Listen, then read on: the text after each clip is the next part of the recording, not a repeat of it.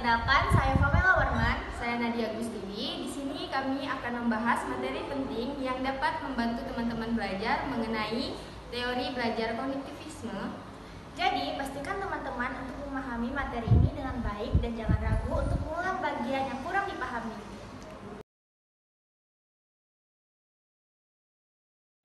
Kita langsung saja masuk pada materi yang pertama, yaitu konsep kognitivisme. Istilah kognitif berasal dari kata cognition yang artinya pengertian dan mengerti. Teori kognitif adalah teori yang umumnya dikaitkan dengan proses belajar. Kognitif adalah kemampuan psikis atau mental yang bisa saja kita lakukan sendiri, seperti mengamati, melihat, menyangka, memperhatikan, menduga, dan menilai. Dengan kata lain, kognitif itu seperti pada konsep pengenalan. Nah, teori belajar kognitif itu sendiri lebih mementingkan proses belajarnya daripada hasil belajarnya. Nah, munculnya teori kognitif merupakan wujud nyata dari kritik terhadap teori behavior yang dianggap terlalu naif, sederhana, dan tidak masuk akal, serta sulit dipertanggungjawabkan secara psikologis. Nah, kognitivisme juga memiliki ciri-ciri. Di sini kita akan membahas yang pertama, yaitu mementingkan apa yang ada di dalam diri manusia. Yang kedua, mementingkan peranan kognitif. Yang ketiga, mementingkan kondisi waktu yang sekarang. Nah, kognitivisme itu sangat mementingkan waktu-waktu kita yang sekarang. Dia tidak peduli akan waktu-waktu kita yang dulu.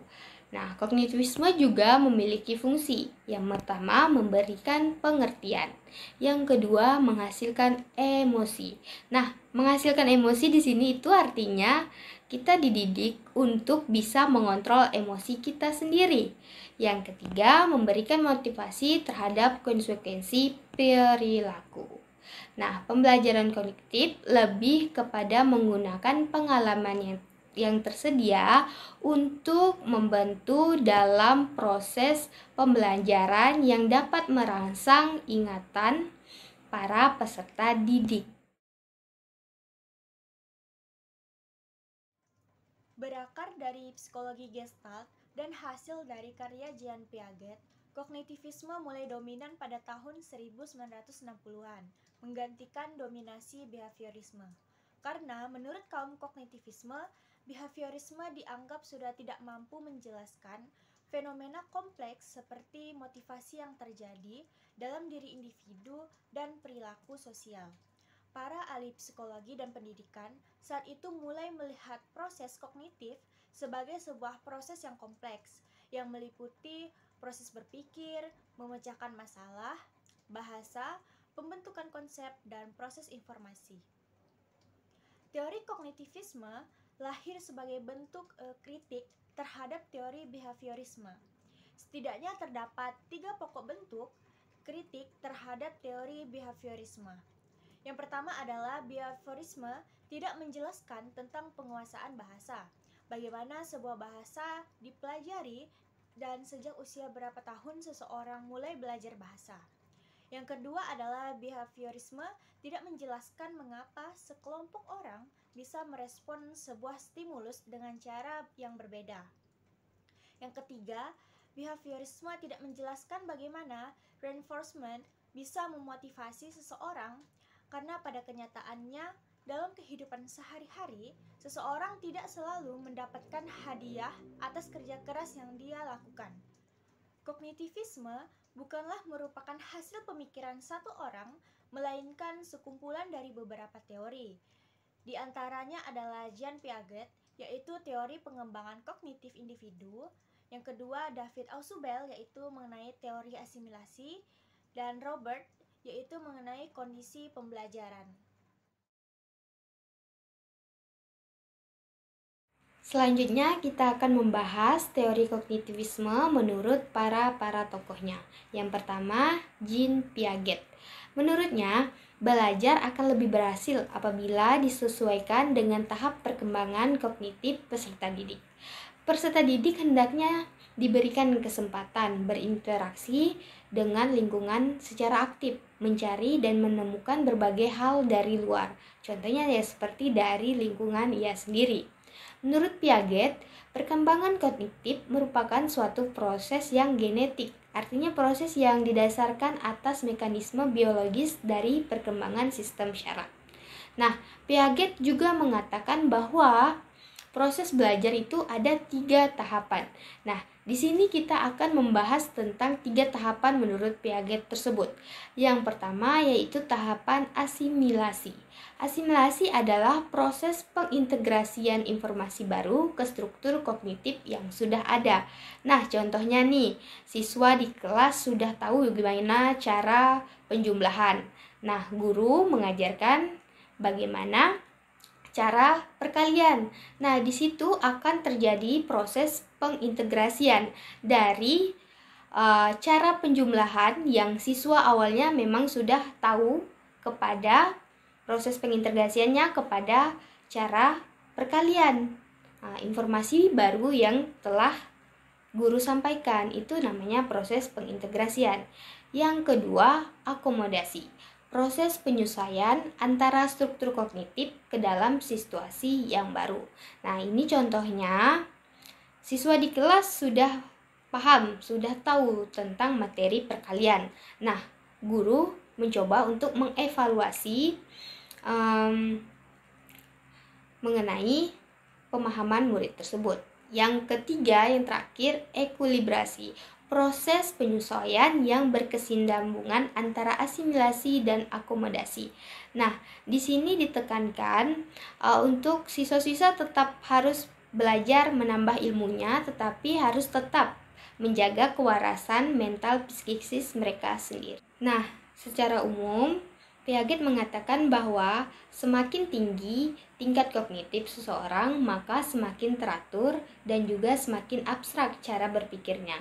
Piaget juga mengemukakan bahwa proses belajar harus disesuaikan dengan tahap perkembangan kognitif yang dilalui siswa. Proses belajar yang dialami seorang anak berbeda pada tahap-tahapnya. Oleh karena itu, guru dituntut untuk memahami setiap perkembangan kognitif yang ada pada siswanya, seperti menggunakan media atau metode-metode yang sesuai dengan perkembangan kognitif peserta didiknya untuk memulai suatu pembelajaran atau untuk mengajar.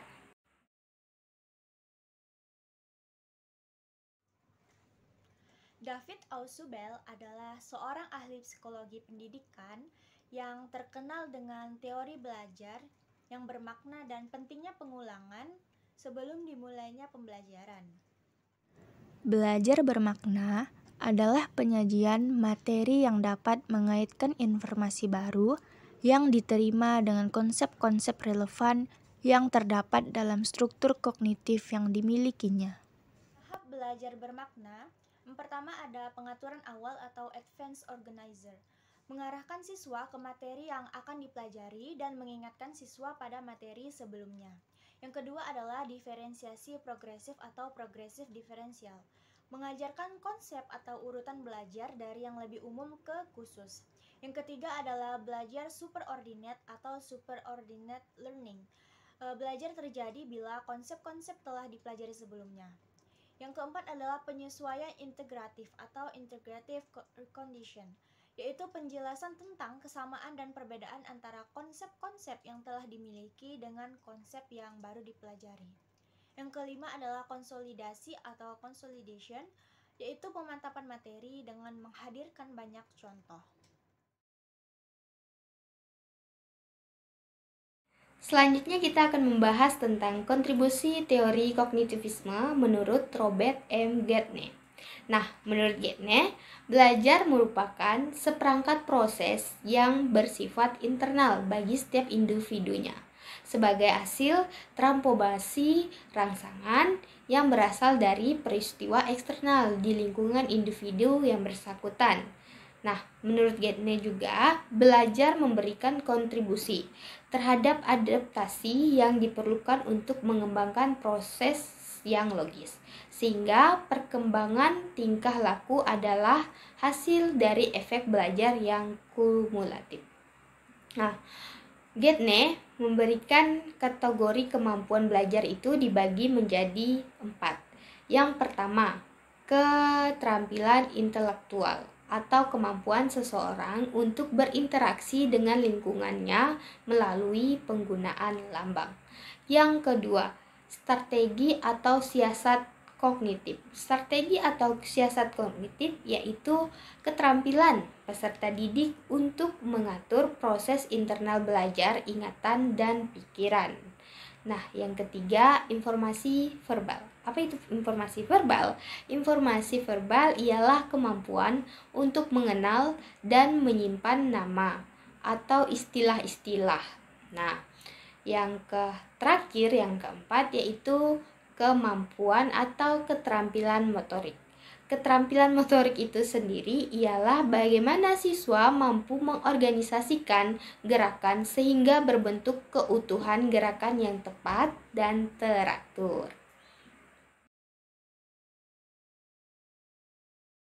Berikut adalah aplikasi teori belajar kognitif menurut teori Gestalt dalam proses pembelajaran.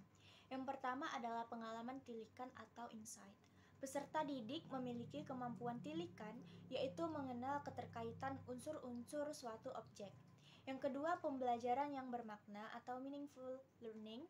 Hal-hal yang dipelajari peserta didik memiliki makna yang jelas dan logis dengan proses kehidupannya. Yang ketiga adalah perilaku bertujuan atau purpose behavior. Proses pembelajaran berjalan efektif jika peserta didik mengerti tujuan yang ingin dicapainya. Yang keempat adalah prinsip ruang hidup atau life space, yaitu materi yang diajarkan berhubungan dengan situasi dan kondisi lingkungan kehidupan individu. Yang kelima adalah transfer dalam belajar. Transfer belajar terjadi apabila peserta didik telah menangkap prinsip pokok dari suatu persoalan, kemudian digunakannya dalam memecahkan masalah pada situasi lain.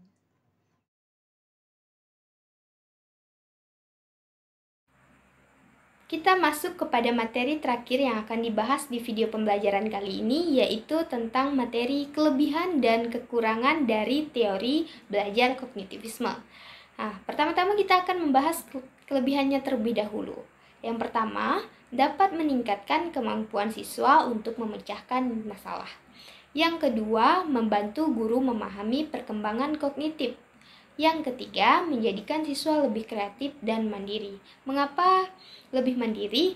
Karena peserta didik diajarkan untuk memecahkan masalah mereka sendiri. Selanjutnya yaitu kekurangan dari teori belajar kognitivisme. Yang pertama, teori tidak menyeluruh untuk semua tingkat pendidikan. Ada beberapa tingkat pendidikan yang tidak belajar tentang teori ini. Yang kedua, apabila dalam pengajaran hanya menggunakan metode kognitif atau fokus pada metode kognitif, maka dipastikan peserta didik tidak akan mengerti sepenuhnya materi yang diberikan. Karena cara belajar peserta didik itu berbeda-beda. Yang ketiga, pada dasarnya teori kognitif ini menekankan atau memfokuskan kepada kemampuan ingatan peserta didik dan kemampuan ingatan masing-masing peserta didik. Sehingga kelemahan yang terjadi di sini menganggap bahwa semua peserta didik itu mempunyai kemampuan daya ingat yang sama dan tidak dibeda-bedakan. Padahal setiap peserta didik itu memiliki daya ingatnya masing-masing dan kemampuannya.